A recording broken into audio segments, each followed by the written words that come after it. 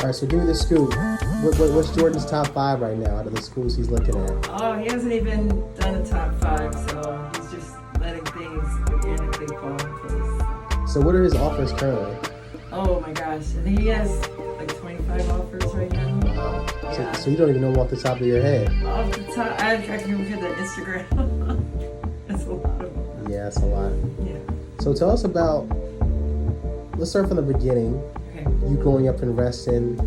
Tell me about what it was like growing up in Reston and being an athlete at South Lakes. And just how close your ties are to that community. Oh man, major, right? So moved to Reston from Sterling Park, right, when I was 8 years old. So we were one of the first black families to move into the Reston community, and it was quite something. And to be that young, I didn't personally like feel any kind of way, but you know, we had a single family home, a driveway, 2-car garage, you know, and you know, backyard, we had a hoop in the backyard, of course. And we first moved in, like we had probably been there less than a month, and we came downstairs to go to school or whatever, and my brother, who's 13 months older than me, we saw that they had spray painted on the sliding glass door, some not so nice words, in black spray paint. Wow. So my dad was outside like cleaning it, and he was just like, he's like, don't worry. I was like, what is that? Why did they do that? And he's like, don't worry about it. And he's like cleaning it off. So then now, you know, as a parent now, it's like I understand why. You know, we were less than 10 years old. We were like 8, 9 years old. So, you know, he wasn't going to sit us down and explain like that, you know, he was trying to keep us safe. Number one, we didn't want us to worry. So I get it. Rest in peace, Dad. But, right. But it was, you know, I don't think after that it changed anything, but going to South Lakes, I mean, it was, you know, we were the first class to be there all 4 years that graduated from South Lakes. So we were the first class to go through Langston Hughes Middle School, which is right next door. We were on the voting for what the mascot would be for Langston Hughes, which is the Panthers. So I don't know if that was my vote or not, I can't remember. But, you know, it's like, you know, and now to have 3 kids go through that middle school is crazy. But just the South Lakes community as a whole, I think there's still so many similarities for as much as it's changed over the years. The similarity and the common denominator has been the school spirit, and that was always there. Even when I was in middle school, I would go to the high school games just because of the energy, and Michael Jackson, who went on to play at Georgetown, was playing, and so I became a big Hoya fan, and it's crazy, flash forward, that my daughter's now playing basketball at Georgetown. So it's a pretty crazy journey when you think about it, but my experience in the Reston community still rides deep, obviously because of the kids, but because of the coaching that I did for years there at South Lakes as well.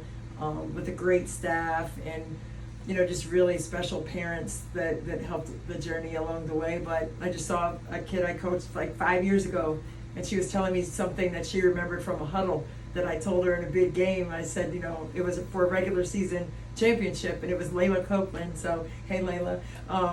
She said to me yesterday, she just said this to me. She said, remember that game we were playing for the regular season championship? We were undefeated regular season. It was our last regular season game, and the game was really close, and you called a timeout, and you said, this is the championship game, like, what are we waiting on? And she went out there and scored like, I don't know, 14 points in the fourth quarter, like went bananas, like didn't miss a shot. I just got chills, but it was like, but I hadn't thought about that, you know. So when you're talking about what does it mean to, you know, just come from South Lakes High School, but to also remain around South Lakes High School as a coach and as a parent now, it's just been very special. I can't say it more eloquently than that.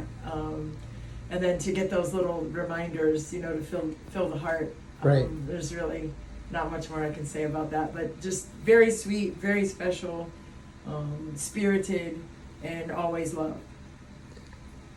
It's pretty ironic now with how diverse that community is to, you know, unfortunately face that racial discrimination at a young age? Because when I think of Reston, I think of one of the more diverse areas around here.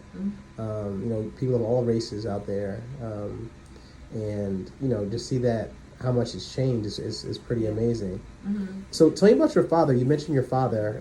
From what I understand, he was a beloved pastor in the community. Tell me about what it was like having a father that was a pastor growing up. Where do I start on that? Let's start with the good side of it.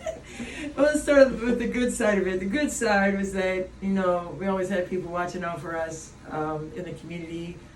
We were at church 24/7. Like, for Sunday, obviously there's Sunday service, but before that, 8 a.m. Sunday school. My mom was a Sunday school teacher. My mom was in the choir. So we had choir practice on 2 days a week, right? So Tuesdays and Thursdays we have choir practice. Wednesday was the deacons meeting. Guess we had to be there because we were young, right? So we couldn't be at home by ourselves. So we were at all the meetings, church meetings on Monday. I think Friday we may have had off, but I can't remember that. I just remember being at the church every single day. If we didn't have afternoon or evening services, we were going somewhere on the cheese bus. That's what I used to call it, on the church bus, the yellow bus.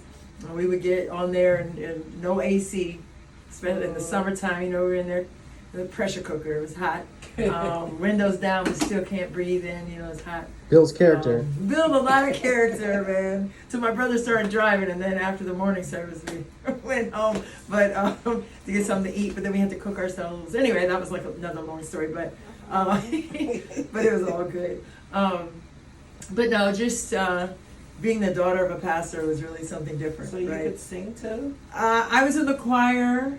And I did have one solo.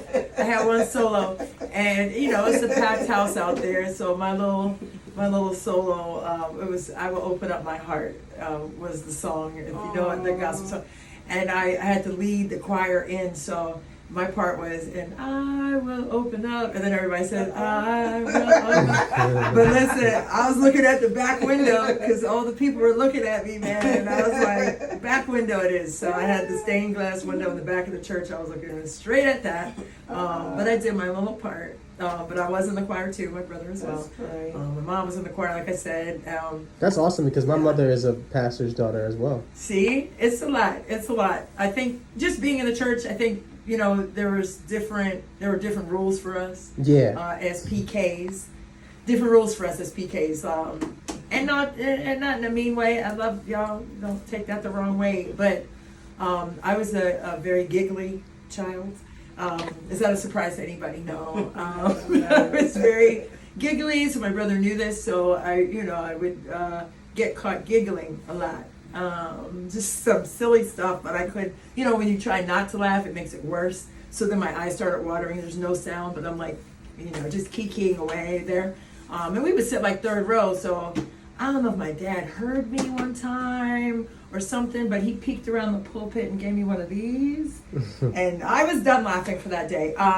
But yeah, I was a wiggle worm a little bit. That's great. Sitting there all day. If anything, But it probably fun. built structure. Structure, discipline for sure. Discipline for sure. Especially, when my brother, I said, started driving, when I started driving, there was kind of different rules for him than for me. I was the baby girl, but, I don't want to take it down too far down that road, but just, different strokes for different folks, different times. But yeah, I think I was viewed a little bit differently too by my friends. And this is, I don't want to be, this is not like a therapy session, but but I just think, just taking it like to college, like my freshman year of college, there were some cuss words said in the locker room, by the coaches. You had never heard before. Oh no, I'd heard them. I didn't mutter them, but I had heard them. But the coach, had some words, special words for the team, a collective group, right? And then she turned around and said, "Sorry, Christy," and I was like, "No." Oh. No, it's my street cred going right out the door. Not that I had any anyway, but whatever I did have was gone in that moment. So I just wanted to be like everybody else. Right. I didn't want to be treated differently because of it, right? It's like my dad's the pastor, and I understand you have high regard for his role in the community, but I'm on this team too, and I didn't want to be separated from the group. Yeah. Like if you're cussing at them, you're cussing at me too. That's like those are my sisters. So I just wanted to keep it all on one accord. I didn't want to be different. Yeah. Right. Even though I was born into that light. So. Okay. So now that you have a son that is coming through the ranks at South Lakes and is looking like he's having a legendary career as well. Thank you. What's that been like? Oh, man, how long is the tape? Because man, it's been surreal, honestly. This year they went 26-2, won the state title. The only other team to win a state title was my senior year in high school. The boys had never won it. The girls have one title for as long as South Lakes has been there. So